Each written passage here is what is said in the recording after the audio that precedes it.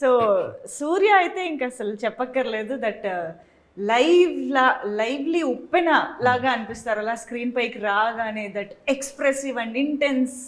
అంటే మామూలుగా love at first sight scenes మనం చాలా సినిమాల్లో చూసుంటాం, కానీ బస్సులో ఈయన లావణ్య గారిని చూసిన ఒక దట్ ఇంటెన్స్ లవ్ అనేది ఇట్స్ బియాండ్ వర్డ్స్ అన్నమాట.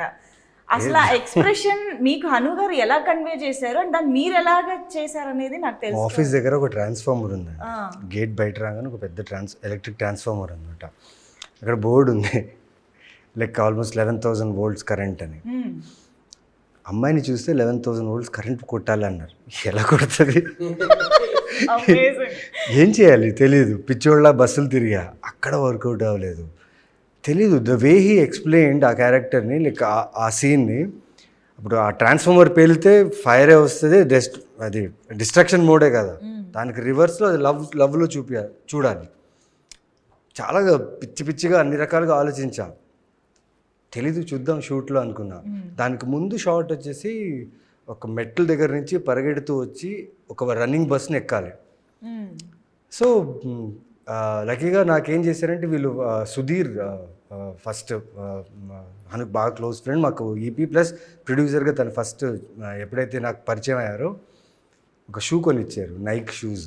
ఓకే, ఈయన ఏమన్నారంటే లైక్ కేబీఆర్ పార్క్ రన్ అన్నారు. నేను 8 rounds 5 rounds ఊరికే పరిగెట్టేవాడిని, తెలీదు చెప్పారు కదా అని రన్ చేస్తూనే ఉన్నా. బట్ ఆ 21 times నేను రన్ చేసింది బికాస్ నేను పరిగెడుతున్నా, కెమెరా వస్తుంది, బట్ నాతో వెనక రన్ చేసేవాళ్ళు వాళ్ళు కోపప్ చేయలేకపోతున్నారు.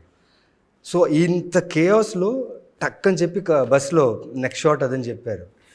ఓ బట్ అదే ఆ ప్రాసెస్లో ఇంత జరిగింది కదా, ఆ ప్రాసెస్లో ఐ థింక్ 2 or 3 takesలో అయిపోయింది, టక్కని అయిపోయింది. రాగానే అడిగాను ఎలా, చాలా బాగా చేస్తాను అన్నారు. నిజంగానే నేను చాలా బాగా చేస్తాను చెప్పేసి వెళ్ళిపోయారు. ఏంటో దీనికోసం ఇంత ఆలోచించాను, ఏమో చేశాను, ఇదేంటి ఇలా అయిపోయింది అనుకున్నా. బట్ నిజంగా అది నాకు అలా వస్తుందని కూడా నేను ఊహించలేదు.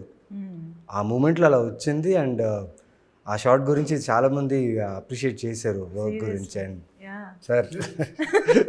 సార్ మామూలు కాదు, బికాస్ ఒక క్యారెక్టర్ని ఒక యాక్టర్కి ఎంత లోతుగా తీసుకెళ్లాలని తన దగ్గర ఇప్పటికీ ఇప్పుడు నేను ఎన్ని సినిమాలు చేసినా నా పర్ఫార్మెన్స్ గురించి, నా యాక్టింగ్ గురించి, క్యారెక్టర్ ఆర్క్ గురించి మాట్లాడుతున్నాను. It's because of him. ఎందుకంటే 1.5 సంవత్సరం నేను ఏదైతే హైదరాబాద్లో ఉన్నారో నాకు ఒక ఫ్లాట్ తీసి, పైగా నా పిచ్చి ఏంటంటే నేను అడిగే ప్రొడక్షన్లో నాకు మిదిన పోస్టర్స్ కావాలి రూమ్ మొత్తం అంటే ఓకే అని వెంటనే నెక్స్ట్ డే. అంటే ఎలా చూసుకున్నారంటే ఇంకా తెలీదు, ఆ సూర్య అనే గ్లో, ఆ ఫేస్లో స్కిన్లో గ్లో ఉండాలి, ఆ బ్లడ్ రష్ ఉండాలి, నేను చూడగానే ఫిదా అయిపోవాలి, ఏదేదో అన్నారు ఆ టైంలో. The way he was explaining the character. నేను చేసిన ఒకటే మంచి పని ఏంటంటే విన్నాను, అని చెప్పింది ప్రతిదీ విన్నాను. నేను వినేసి మనసులో పెట్టుకొని డౌట్లు అడగలేదు. యూజువల్లీ నేను చాలా తక్కువ డౌట్స్ అడుగుతాను, డౌట్లు అడగలేదు. బట్ తను చెప్పిందంతా అబ్జర్వ్ చేసుకొని I think that transformed as a character as Surya అనిపించింది. ఆయన ఇక్కడి నుంచి వచ్చే మాటలు ఉంటాయి కదా, అది క్లియర్గా వినాలంతే, వింటే చాలు వచ్చేస్తుంది.